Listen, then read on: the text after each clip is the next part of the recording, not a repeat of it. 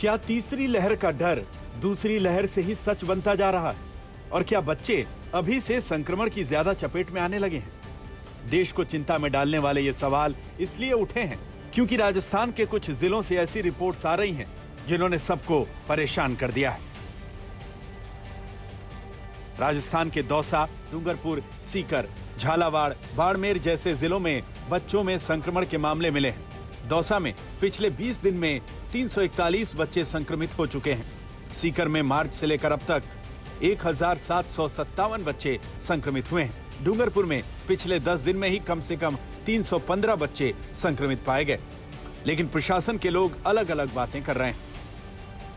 हमारे जिले में 12 मई से आज दिनांक तक 315 बच्चे 0 से 19 आयु वर्ग के पॉजिटिव पाए गए, जिनमें 0 से 9 वर्ष के 60 बच्चे तथा 9 से 19 वर्ष के 255 बच्चे थे। सभी बच्चों को दवाएं दे दी गई हैं। कहीं से ऐसी न्यूज मुझे किसी ग्रुप के माध्यम से मिलेगी, इतने सारे बच्चे संक्रमित हो गए, तो मैं उसका खंडन करना चाहूँगा कि वो संख्या भी सही नहीं है। और 0 से 12 की कैटेगरी में वर्तमान में जिले में 50 से भी कम बच्चे संक्रमित हैं और पर डे के 2, 3, 4 केस आते हैं। वो इसलिए आते हैं कि उनके परिजन संक्रमित हो जाते हैं और साथ में बच्चे रहते हैं, इसलिए वो भी आ जाते हैं। लेकिन बच्चों में संक्रमण के इतने मामले आना इसे सामान्य नहीं माना जा सकता। इसे बड़े खतरे की आहट क्यों न समझा जाए, वो भी तब जबकि हर परिवार को उस तीसरी लहर की चर्चा ने परेशान कर दिया है, जिसके निशाने पर बच्चों को बताया जा रहा है। दौसा जैसे जिलों में ऐसे मामले आए हैं जिसमें 2 साल से लेकर 9-10 साल के बच्चे संक्रमित हुए हैं। बच्ची या 11वीं में चल रही है या 10वीं में चल रही है।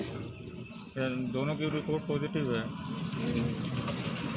तो दवाई का क्या है, प्रशासन आया था दवाई देने के लिए, चेक करने के लिए। दवाई दे आई, हमने भी करवाई थी तो हमारी तो नेगेटिव आई थी। जो एक छोटा 2 साल का भांजा था मेरा, उसकी रिपोर्ट पॉजिटिव आई थी। उसमें कोई सिम्टम्स तो थे नहीं, लेकिन वो 2 दिन तक चिड़चिड़ा था, तो उस वजह से उसकी जांच करवानी जरूरी समझी थी। ये हर परिवार के लिए बड़ी चुनौती है कि अपने बच्चों को कोरोना के संक्रमण से कैसे बचाए। ये हर सरकार के लिए बड़ी चुनौती है कि बच्चों में अगर संक्रमण फैला तो उन्हें बचाने के लिए क्या तैयारी की जाए, क्योंकि बात सिर्फ राजस्थान की ही नहीं है। कर्नाटक में दूसरी लहर में ही बच्चों में संक्रमण के मामले बढ़े हैं। 1 मार्च से 16 मई तक अकेले बेंगलुरु में ही 19,000 से ज्यादा केस आ चुके हैं। महाराष्ट्र, दिल्ली, यूपी, उत्तराखंड जैसे राज्यों में भी बच्चों के संक्रमण के काफी मामले दूसरी लहर में ही मिले हैं। पहली लहर में RT-PCR टेस्ट में 4% बच्चे संक्रमित मिले थे। दूसरी लहर में यह आंकड़ा बढ़कर 10% पहुंच गया। सबसे ज्यादा जो खतरा म्यूटेंट स्ट्रेन का है, जो आज सुबह का जो आर्टिकल सेज स्टडी जो यूके का है, सबसे ज्यादा बच्चों में इन्वॉल्वमेंट जो है B1617 टाइप 2 का है। 50% मतलब 50% जो आंकड़े बच्चों में ये इस म्यूटेंट स्ट्रेन के पाए गए हैं।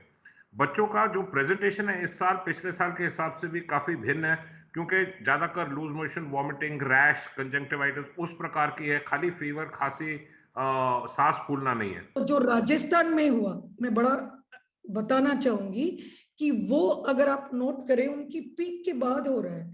तो क्या हुआ, कोरोना के बाद नेक्स्ट 2 to 8 वीक्स में ये मल्टी इन्फ्लेमेटरी सिंड्रोम, कल ही मुझे एक मरीज का वहां से फोन आया जो वेंटिलेटर पे पहुंच गए, जिसका लिवर फेल हुआ, किडनी फेल हुआ। तो वही तरीके से इनमें अब कोविड एंटीबॉडी है। जैसे आप अडल्ट्स में सेकेंड वीक में साइटोकाइन स्टॉर्म देखते हैं, वैसे ये थोड़ा लेट देखते हैं। और इसमें 100% state level wise task force के साथ एजुकेशन की ये जल्दी पहचाने, इसको पहचाने और इमीडिएटली हॉस्पिटल में कनेक्ट करें और डॉक्टर्स की ट्रेनिंग की इसमें इलाज शुरू करें।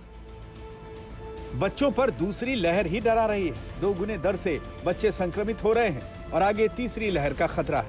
इसीलिए हर राज्य को तैयारी करनी होगी।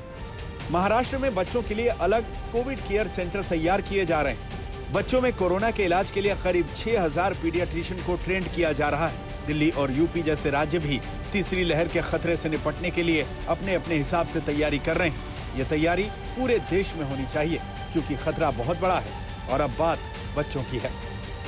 इसमें वो लापरवाही नहीं की जा सकती जो दूसरी लहर में की गई और जिससे परिवार के परिवार तबाह हो गए। आज तक ब्यूरो।